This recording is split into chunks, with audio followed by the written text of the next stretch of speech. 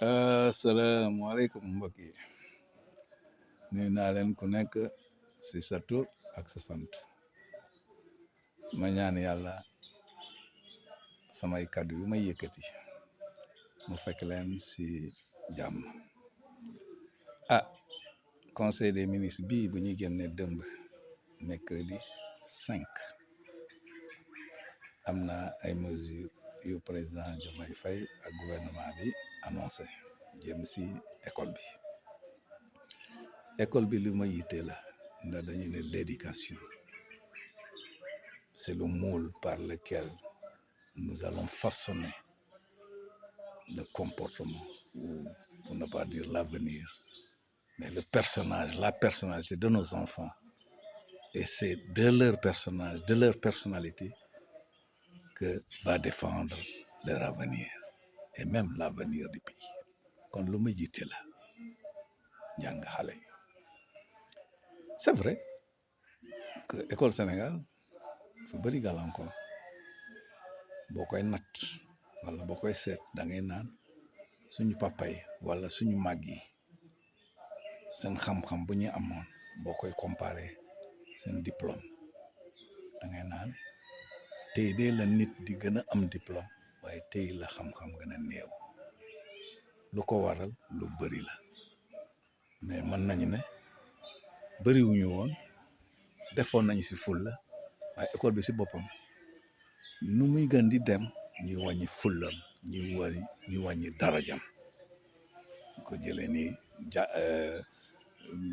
méthode CLAD maanaam nañu mën làkk français ñu dem bi dindi dictée note éliminatoire BFM plutôt entrée en sixième ñu ñëw ba di indi double flux ñëw ba di indi enseignant boo amul formation loolu moo waral école bi wàññeeku qualité enseignement bi wàññeeku lu ñu annoncé dëgg la am na si y a du bien là-dedans mooy méngale suñu jàngale ak suñu aada wala suñu soxla. Si je le reprends en français, rechercher une adéquation ou faire en sorte que l'enseignement du Sénégal puisse prendre en compte les réalités culturelles, religieuses du pays ou des Sénégalais. N'est-ce pas le cas aujourd'hui? On peut nous dire non,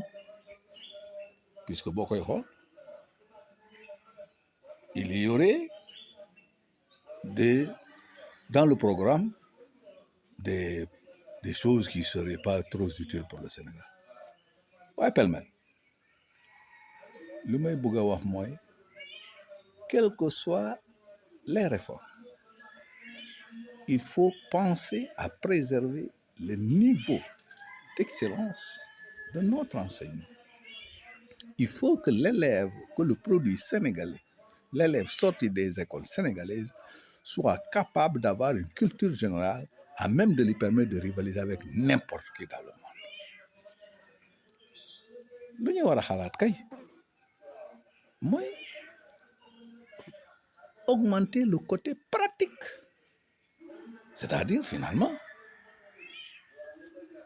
penser à ce terme-là galvaudé, l'employabilité. Employabilité, chacun en parle, mais qu'est-ce que c'est que? Il faut simplement permettre à celui qui sort des écoles sénégalaises, du tronc commun, le moyen secondaire et le secondaire, mu mën a doon koo xam ne dina am njëriñ boppam, dina mën a arrêter à tout moment. Je pense aux passerelles dont nous rabâchait Abdoulaye Wade à l'époque, les passerelles. Par exemple, moi je dis il faut le bac. am na ñu mën a naan à partir du BFM, puisque boo xoolee tey am nañu ay ouvriers dans tous les domaines, des artisans muy mécanique muy menuiserie muy électricité, des artisans, de bons ouvriers d'ailleurs formés à la méthode sénégalaise mooy nit jàngal la. Il y en a qui sont bons puisqu'ils ont nourri leur famille, ils ont construit leur famille, nourri leurs enfants, formé leurs enfants, et aujourd'hui, machallah, alhamdulillah. waaw pour man comme am nañu ouvrier yooyu léegi lu ñuy constaté mooy auto léegi auto kii la électronique donc être menuisier ou être un électricien, être un ouvrier tout court, il faut avoir un niveau académique assez élevé pour être capable d'utiliser l'électronique. kon mën naa jàpp ni boo lay ñëwee ba terminal ñu catégoriser nit ñi ku am baccalauréat avec une bonne mention am ay aptitude dem si école yu mag yi muy école technique wala école théorique wala école comme on dit les sciences inexactes na fa dem ku bugg a am baccalauréat waaye gis na ni dafay dem si formation pratique mooy lu ñuy wax entrepreneur mooy métier comme métier yooyu yoo xam ne électronique ay mécanicien de haut niveau ñu dem électricien de haut niveau informaticien de haut niveau ñu yóbbu leen fa beneen bi mooy ñu jël ñoo xam ne amuñu bac waaye am nañu moyenne boo leen xoolee seen composition mooy moyenne générale war nañu leen mën a dimbale ñu dem si école de formation pour am des ouvriers qualifiés comme man li ma ragal mooy defaat lu Macky Sall defoon te mënu ko mooy fay des Sénégalais des jeunes Sénégalais ñuy def formation école supérieure dafa métti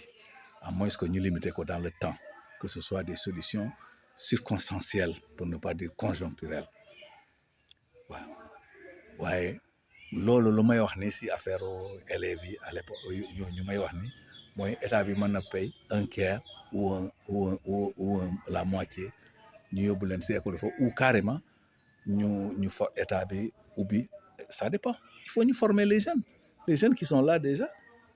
parce que problème bi dëgg-dëgg je me rappelle bien ñu nekkoon CMT